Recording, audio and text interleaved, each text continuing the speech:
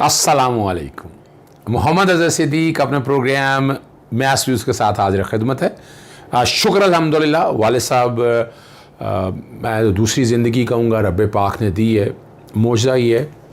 माशाल्लाह प्लेलेट्स अब बहुत बेहतर हो गए हैं, घर में रेस्ट चल रही है और घर शिफ्ट हो गए हैं। कोशिश करता हूँ कि रोज़ाना जो कि भाइयों के साथ रहते हैं, मेरी रोज़ाना मुलाकात रही उनके साथ और आप सब लोगों के जो दुआएं करते हैं मैं वहाँ पहुँचाता रहता हूँ। EVM के ऊपर, इलेक्ट्रॉनिक वोटिंग मशीन के ऊपर मैंने तफसीली गुफ्तगू की, मैंने ओवरसीज़ पाकिस्तान का पॉइंट ऑफ व्यू भी दिखाया। आज इलेक्शन कमीशन का मैंने चेहरा आपके सामने दिखाना है। अच्छा, पहले मैं आगे चलने से कबल मैं आपको याद होगा सेनेट के इलेक्शंस के हवाले से और इलेक्ट्रॉनिक वोटिंग मशीन यानी ओवरसीज़ को जो हुक्म दिया कि बाकायदा उनको वोटिंग का राइट मिलना चाहिए, कुछ फैसले हैं वो बैकग्राउंड पे सुप्रीम कोर्ट के फैसले चलाऊंगा मैं। ये चलाने इसलिए ज़रूरी है, ये जो बड़े बड़े दावे कह रहे थे ना, बड़े बड़ी बातें कर रहे थे कि जनाब पता नहीं क्या हो गया, किस तरह हो गया। यानी बिलावल भुट्टो ने कहा जनाब वो पेरिस में वोट डालेगा और मुल्तान से निकलेगा। मैंने कोशिश की आज बोल न्यूज़ में, अगर वो मुतलका बैकग्राउंड अगर चीज़ें मिल गई तो वो आप तक कुछ पोर्शन चला देंगे। वो मैंने कह दिया है वो बैकग्राउंड पे चला देंगे, लेकिन मैं दोहरा ज़रूर देता हूँ। बोल न्यूज़ पर बड़ी तफसीली गुफ्तगू इन सारे इश्यूज़ के ऊपर मेरी। आज लाइव मैं फिर था उनके साथ, फ़ोन लाइन पे था मैं, फ़ोन लाइन पे मेरी गुफ्तगू हुई जो मैं वो सारी आपके साथ आ जाएंगी। बल्कि इसके अलावा मैं अनिका के साथ GTV में कल था और उसके प्रोग्राम में भी कुछ थोड़ी सी मैंने गुफ्तगू की है, वो आप तक समझ आ जाएगी। और बैकग्राउंड पे जब वो या उतना पोर्शन थोड़े थोड़े पोर्शन काट के चला देगा, ज़रा सुनिएगा। बहुत शुक्रिया अनिका, आपने देखे ना आपके सवाल में 2 जवाब तो है, लेकिन मैं आसान से लफ्ज में बता दूं। पिछले 4-5 साल से हम हाईकोर्ट बार के इलेक्शन हमारे जो है और ये सारा टोटल जो प्रोसीजर है ना ये अपना इलेक्ट्रॉनिक वोटिंग मशीन से हो रहा है और हमें इसे भागना नहीं चाहिए। हमने मशीन सेव कर लेती है, वो प्रोसीजर अपनी जगह पर मौजूद, लेकिन ये जो एतराजात हैं ये भी अपनी जगह पर मौजूद हैं। इट्स नॉट लाइक कोई मशीन जो है वो हैकेबल नहीं है या कोई मशीन है उसके अंदर कोई गड़बड़ नहीं हो सकती। उसके जी अनिका देखो, उसका जवाब दे रहा हूँ। उसके साथ एक बैलेट पेपर भी निकलता है। जब आप करते हैं तो बैलेट पेपर निकलता है, वो बैलेट पेपर बकायदा बैलेट बॉक्स में जाता है। आपको कोई इशू है, यानी आज मैं अपना वोट किसको डालूं तो वो ट्रेसेबल ही नहीं है। मैं जैसे उसको ट्रेस करना चाहूँ, किसको डाला किसको नहीं डाला, हर चीज निकल आएगी एक एक वोटर की उससे। और ये हम कर चुके हैं तजर्बा। मुझे क्विकली बता दीजिएगा कि ऑपोजिशन ये जो कह रही है कि मिनिमम रिक्वायरमेंट 222 वोट्स की है और उसके बगैर ये कानून पास ही नहीं हुआ, 221 votes, it's short with 1 vote, इसका क्या जवाब देंगे? बड़ा सीधा सा मैंने इस पे ना बड़े आराम से मैंने क्या किया, मैंने बाकायदा इसकी वर्किंग करके ना मैंने इसका बाकायदा ट्वीट किया। ट्वीट आप लोगों के सामने वो पढ़ देता हूँ। बड़ा सिंपल सा, कोई बड़ी लंबी कोई लंबी चौड़ी चीज नहीं है। टोटल वोट है 99। आपको पता है इस हकदार ने इस वक्त वो हलफ नहीं लिया और वो वोट कॉज वो अभी मेंबर है ही नहीं है, वो वोट ले ही नहीं सकते, उस पर रोका हुआ है। और आप आ जाए बाकी कौमी असेंबली के 324, इन दोनों को मिलाएं तो 421 बनते हैं। 421 का अगर अक्सरियत बनानी है तो 221 बनता है। वो 222 तो तब बनते हैं अगर इसहाकदार मौजूद होते। अब इसहाकदार नहीं है तो इसलिए अक्सरियत बनती है, वो 221 बनती है। इसमें कोई चैलेंज करना है तो उन्होंने रोका हुआ है। यानी एक सवाल 2-4 पैदा हो सकते हैं कि पूरी दुनिया में अगर वोट है तो वो वोटर किस हल्के, तो उसमें बैठकर वो तय किया जा सकता है कि वो जो वोटर होंगे उनका जो पाकिस्तान के अंदर रेजिडेंट है उनका पता, वो उनका वोटर हल्का होगा, वो वहां पर वोट करेंगे। और या मिसाल के तौर पर अगर वहां ओवरसीज पाकिस्तानी ऐसी है जिनका पाकिस्तान के अंदर कोई घर नहीं है तो वहां पर वो बाकायदा उनको ऑप्शन दी जाएगी कि वो कौन से हल्कों में अपने आप को रजिस्टर्ड कराना चाहते हैं। तो वो जितना ये कहा जा रहा है ना कि ये पॉसिबल नहीं है, जैसे बिलावल भुट्टो साहब ने कहा जनाब पेरिस में डाले तो वोट लेकिन मुल्तान में, भाई वो पेरिस में वोट डालेगा, लेकिन अगर मुल्तान में उसे रजिस्टर्ड कराया तो मुल्तान में निकलेगा, अगर लाहौर में कराया तो लाहौर में काउंट होगा। ये तो बैठ गई इतने बड़े बड़े सियासी, इतने बड़े तद के लोगों को अगर इस तरह की बातें करें तो नजर आ और मजाक उठ रहा है बाखुदा। पूरी दुनिया के अंदर जो इस तरह के कल जो दंगा और फसाद या पार्लियामेंट के अंदर इन लोगों ने किया है, यहाँ से एक तो उन्होंने 70-80-90 लाख वोट जो है ना अपना स्टेक पे लगा लिया, उनमें से चंद वोट है जो इनको मिलने के चांसेस है। और वजह भी यही है कि वो वोटर वो वोट अपने हाथों में आने नहीं देना चाहते।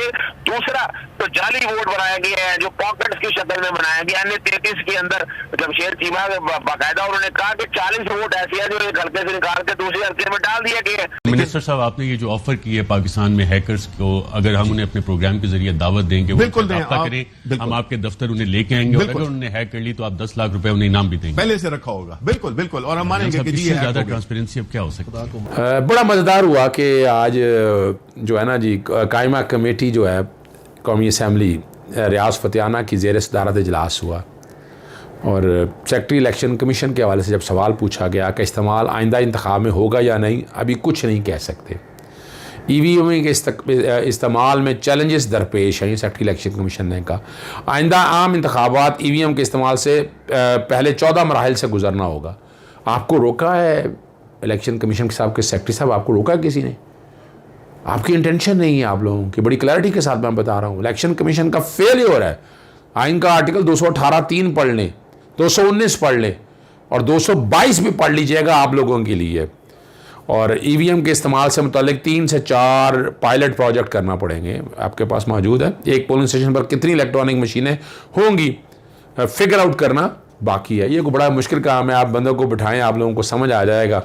इसमें बड़ी मज़ार आलिया कामरान साहबा ने जो बात कही कि बलूचिस्तान के हल्के में हल्काबंदियाँ कैसे होंगी, जहाँ इंटरनेट नहीं है वहाँ EVM मशीन कैसे इस्तेमाल होगी बलूचिस्तान में। मुस्करा इसलिए पता नहीं है ना, हमारे पार्लियामेंटेरियन को अंदाज़ा नहीं है कि EVM ने इस्तेमाल कैसे होना है।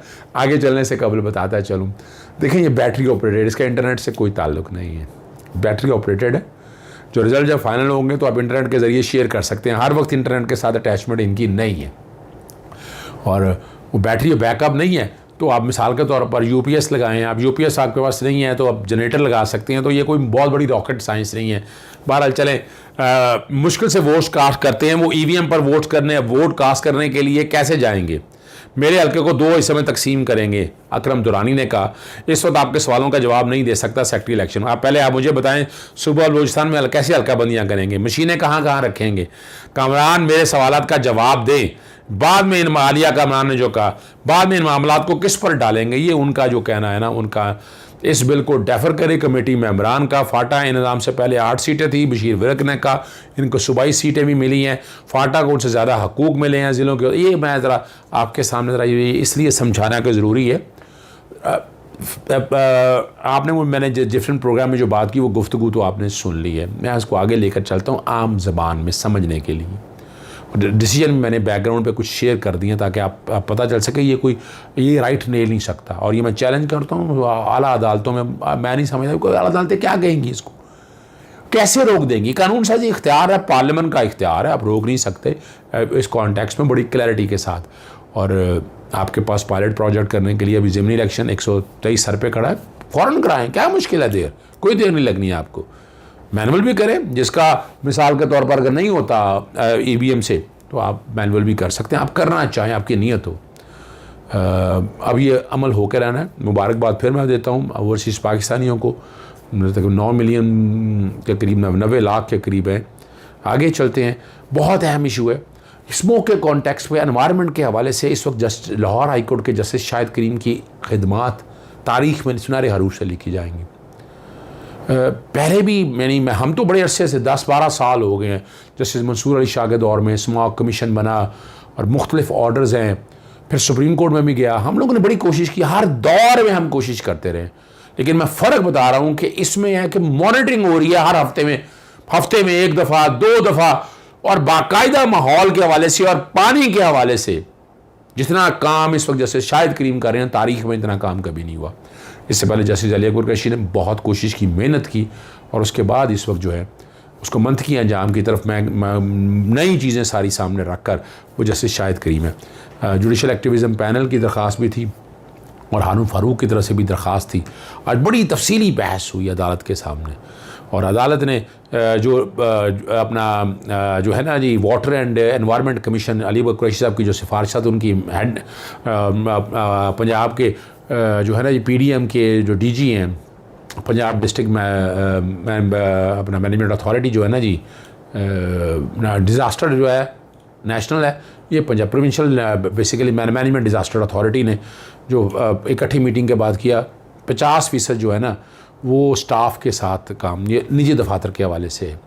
और स्मोक की वजह स्कूलों की बंदिश की सिफारिश भी की गई थी, ये तहरीरी हुक्म में कहा।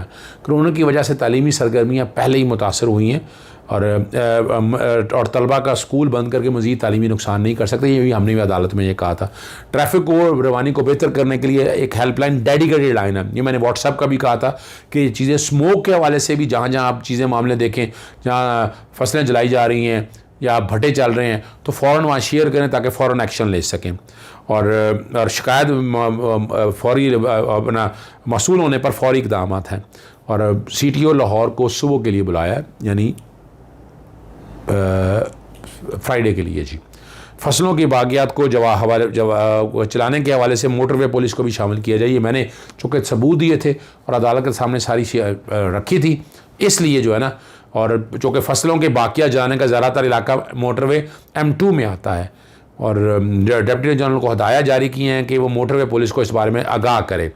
और LDA में शहर में जारी 3 बड़े तरक्याती मनसूबे, आपको पता है, ये फिरोजपुर रोड पे चल रहा है, एक शाहकाम चौक का चल रहा है, जौहर टाउन बैरियर टाउन से आगे। मैंने पिटीशन बड़ी मुश्किल 4 साल लगे मुझे शाहकाम चौक को बनाने के हवाले से। फिर एक चल रहा है इधर 2 मोरिया पुल के करीब, तो वहाँ डस्ट बड़ी उड़ती थी, वाटर स्प्रिंकलिंग की बात हुई है, लेकिन बताया कि प्रोजेक्ट भी तेज़ी से कंप्लीट किया। शाहकाम चौक पे लोग बड़े तंग हो रहे हैं, और इस रिपोर्ट के मुताबिक प्रोजेक्ट का फोकल पर्सन तैनात कर दिया गया। Deputy director environment protection agency focal person हो गए, रोज़ाना की बुनियाद पर मीटिंग करेंगे, LDA के लोग भी इसका शामिल होंगे, और इस माहौल यानी इस तरह का काम किया जाए कि प्रोजेक्ट जो है माहौली तलादी का बायस ना बने। ऑर्डर तफसीली आपके सामने चल रहा है। इसी तरह क्रेडिट देता हूँ जनाब मैं हमारे सदर supreme court bar association Ahsan Boon sahab को, कम अज़ कम जुडिशल एक्टिविज़म में आगे तो बढ़े ना। बड़े लोग आते हैं, बातें बड़ी करते हैं, लेकिन करते कुछ ही सियासी बातें होती हैं।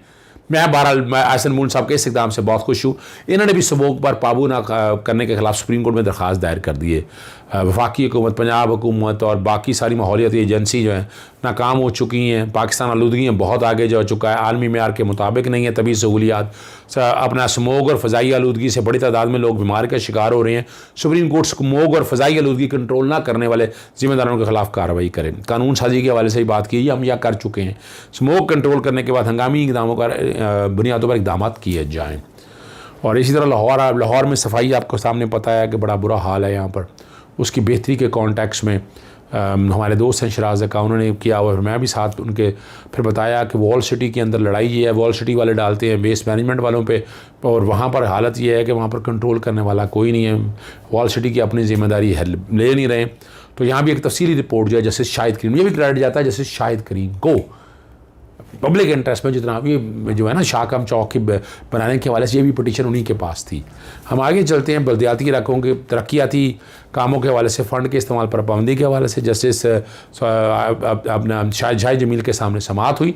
नूरुल अमीन मैंगल रिकॉर्ड्स में 26 नवंबर को तलब कर लिया, बस दिन गिन के ख़त्म होने वाले हैं। कोशिश कर रहे हैं ज़्यादा से ज़्यादा ये काम हो सके, और ये उनकी अपनी जगह है।